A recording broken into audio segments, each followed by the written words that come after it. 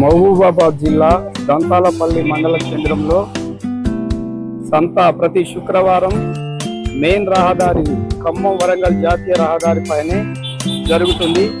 మరి ఇది ప్రమాదానికి నిలయంగా మారింది.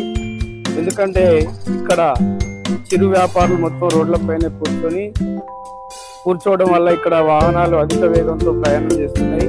మరి ఈ సంతను అనుమతులు ఇచ్చిన అధికారులు మాత్రం చేతులు దులుపుకోవడంతో వీళ్ళు రోడ్లపైనే ఈ సంత నిర్వహించడం వల్ల మరి సంత ప్రాణానికి ప్రమాదం ఎంత అన్న తీరుగా మారింది.